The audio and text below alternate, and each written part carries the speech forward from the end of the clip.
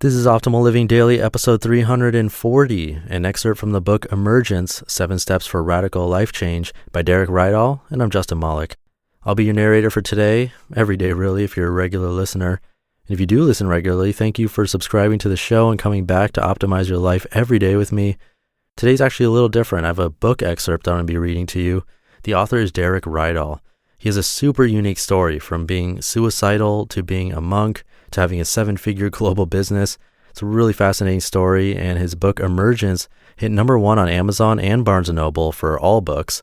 It challenges our current self-help library, if you will, and he stresses how we aren't lacking anything and everything is already inside us.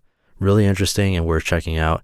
You can find the book in stores, Amazon, and you can check out the site at DerekRydall.com, which is linked in the episode description.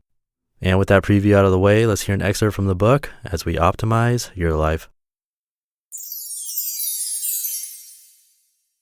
An excerpt from the book Emergence, 7 Steps for Radical Life Change by Rydall. The seed, the soil, the roots, the fruits. While I'll be enlisting the help of other metaphors throughout this book to explain the principles and practices of emergence, I've chosen to expand on the oak more than others. I could have picked many other trees. In one sense, the principles underlying all growth, from seed to root to flower and fruit, mirror the emergence process, but it's tough to beat the elegance of the oak. The great oak starts as an acorn, a small seed that we'd never expect to be able to bring forth such a mighty expression, capable of living for generations and providing food, shade, shelter, and so much more to hundreds of other creatures. Yet packed inside that seed is the invisible pattern perfectly designed to become the oak. And not only one oak, but offspring that could become forests of oak spanning eons. Inside that almost minuscule piece of carbon material is an infinite, eternal potential.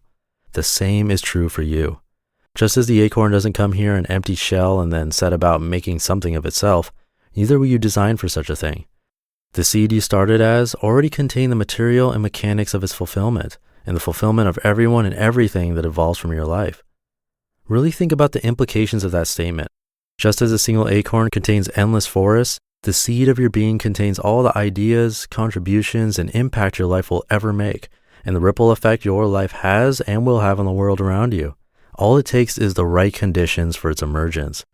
As the acorn grows, the roots dig down into the dark soil, the detritus of all the things that have outlived their usefulness and fallen into decay. Working with nature rather than against it, using what exists rather than resisting it, the conditions are cultivated for its emergence. When we embrace all the dirt of our lives, tapping into the raw experiences we've been planted in, surrounded by, and sometimes nearly buried under, the process of emergence turns those dark, seemingly decayed parts into the nutrients that nourish new growth. We lose the struggle, judgment, and shame of a life spent trying to avoid, repress, or deny what is or has been, and transmute everything into something useful and supportive. We establish deep roots, bring forth rich fruits, and evolve the way nature intended.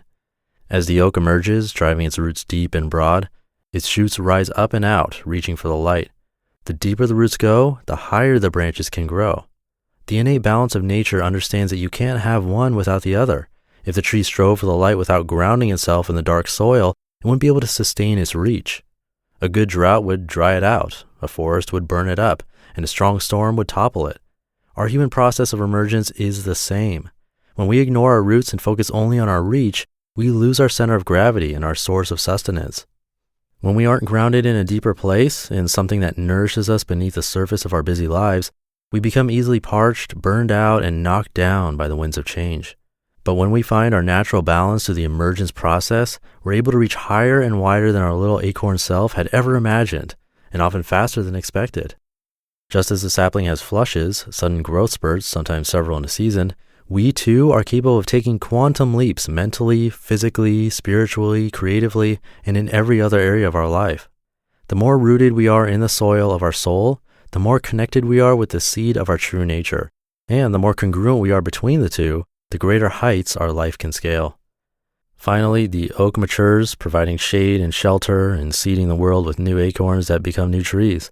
As we emerge into our full potential and activate our deepest purpose, the gifts we share create and support an ecosystem that allows our world to evolve and thrive.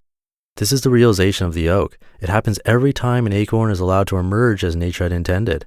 When the conditions are right, nature always fulfills its promise. It can't do anything else. The acorn is whole, complete, and perfect in its acornness, in part because there's always an oak waiting under its cap.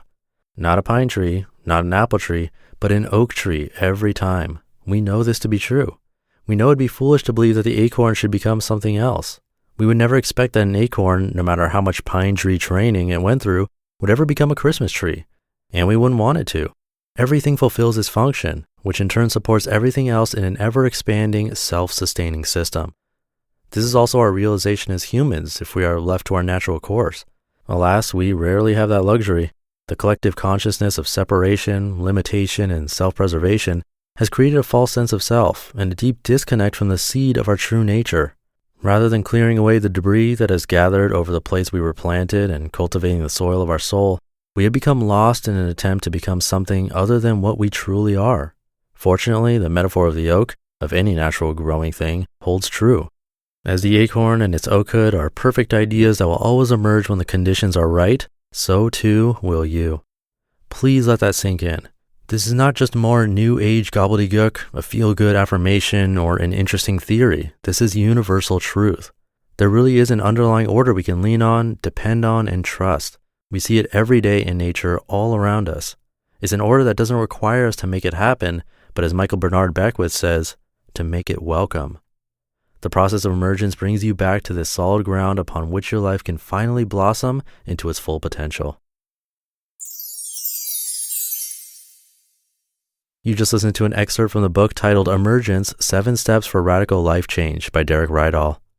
Again, you can find his book on Amazon, where it has a ridiculous amount of 5-star ratings, and you can learn more at his website, which is simply his name, DerekRydall.com, which I have linked in this episode's description and also at oldpodcast.com. And speaking of books, I'll be giving away yet another book in just 4 days to a random person on my weekly email list. And that's where I give you an update on what's going on in my life, a little quote, a life tip, and more. It's free to join and really a nice way to show your support for this podcast. You'll be entered to win free books from me again. And the next one is a bonus happening this Saturday, and I'll hand pack it and mail it to you myself. You can join by entering your email address at oldpodcast.com, or you can text the word optimal to the number 44222, and that's a faster way to join. And I'll leave it there for today. Tomorrow we'll hear a post from J Money of budgetsaresexy.com. It's been a while. Stay tuned for that, where your optimal life awaits.